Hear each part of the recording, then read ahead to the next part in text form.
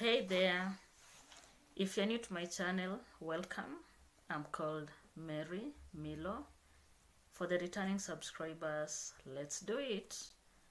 Today I want us to talk about teenagers. There's something that is so interesting about teens, and especially to parents. I call it parents versus teenagers. Have you ever wondered why your teen never listens to you? Have you ever questioned yourself, what could you be doing wrong? Sometimes we may want to impose rules and regulations on them without understanding what kind of person or what kind of group you are dealing with. Remember, what is interesting? You were once a teenager. And if you may flash back, how did you behave as a teen? How would you have wanted then people to handle you? So that you understand the place of these young people. Teenagers are a quite interesting lot, and they're so easy to handle if only you'll understand them and understand how best to treat them. Today I want to share with you 5 ways in which you can handle your teen. I know some of us are parents to teenagers. We have those that are teachers that deal with teenagers from on a day-to-day basis, and other group of people. The first thing that I want us to talk about is respect. Do you respect them so that you can get the same respect? Respect is a two-way traffic. It is only that your teenager may not tell you that they feel they are disrespected. But the truth is, they need respect. This respect could be in terms of the ideas that they share with you. How much do you involve them in? This respect could be in terms of the ideas that they share with you. How much do you involve them in? How much do you involve them in decision making at home, like for example? Or do you just make your own decisions and brush the ideas away? If you do not involve them, they'll feel disrespected. Sometimes it's good to listen them and to bring them on board. You may not agree with what they say, but you can tell them that is a good idea, but what if we would do it in this way? Through respect, they'll gain your trust. And once they gain your trust, they'll become an open book to you. The other thing on respect is about their personal space. Let us respect their personal space, and especially at home. I know most parents would wait for their teenagers to step out, and they would run in their bedrooms so that they go through their items, turning the room upside down. If you feel something is out or getting out of order, why don't you bring the conversation at the table and try and find out what is happening to your teen? If you interrupt their personal space, they'll feel disrespected and they'll shut down. They'll build a wall, and once the wall is built, we can all agree that communication will not be there, openness will not be there, and because of that, most of us are going to feel like we have not done our best. The second thing that I want us to talk about is trust. How much do you trust your teen? I know we are in an evolving world, and there are quite a number of challenges that come with this. But can you try and trust them? Can you trust them to go out with their friends? Can you trust them to make their own choices?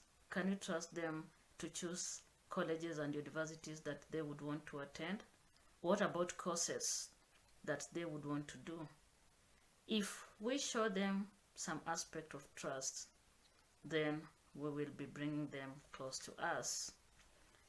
Teenagehood is a wonder age, and because it is a wonder age of transition, the only thing that you can do to yourself, or the only favor that you can do as a parent, is to ensure that your teen feels close to you and they feel open to have open conversations with you. That is the only magical thing, because if they're not talking to you, we can agree that they're talking to other people, and these other people are the ones that are going to mislead them. Therefore, let us ensure that we build our trust on them. It is our roles and our responsibility. The other thing is on creating rules and consequences. I know we have rules and regulations in schools across the world. Bring them on board. Let them be part of establishing the rules. And it will be so interesting if you can agree with me that as they come up with their own rules, ensure they give you a consequence, because it is the consequence that is going to make them stick by the rule. And once they come up with a consequence, trust me, they'll not go against the rules. These are people that are transitioning to adulthood. Let us allow them to be part and parcel of decision making. We will all agree that once they feel involved, they feel like you have delegated some duties to them, and they'll stop doing what is not right. When you were a teenager, how did you behave? I'd love to hear in the comment section. At some point, we were all teenagers, and we had our own emotions. We had our own, we all went through a roller coaster, and we can agree that we needed someone to talk to. But if we had parents that were not approachable, then we would not talk to them. But remember, we had our peers that probably we would open to, and we had other people that we interacted with. And that is the way that we should not go towards, so that we ensure our daughters and our sons that are teens get out as successful. Let this period of teenagehood not be the end of their dreams, aspiration, careers, and anything that they intend to achieve. The other aspect is reassuring them. I've had a talk with teenagers, and most of them, they say that parents do not reassure them, and especially when they do mistakes or when they do not perform as per to the expectations of parents. Like, for example, not performing in an exam. You compare your teenager with another teenager. Remember, everyone is unique and everyone is gifted in their own way. Let us reassure them using the right words. Let us allow them to feel safe, because it is only in a safe haven that people feel welcomed, people feel warm, people feel comfortable. And once they have all these aspects, they are able to become open, and we'll read them just as an open book.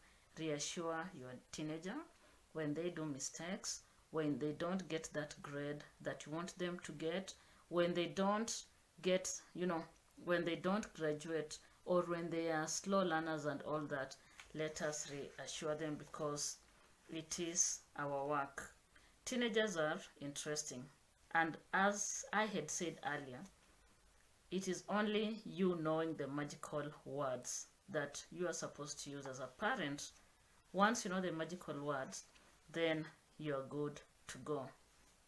Finally, teenagers need to understand that they are loved, they are wanted, and someone is concerned about their welfare.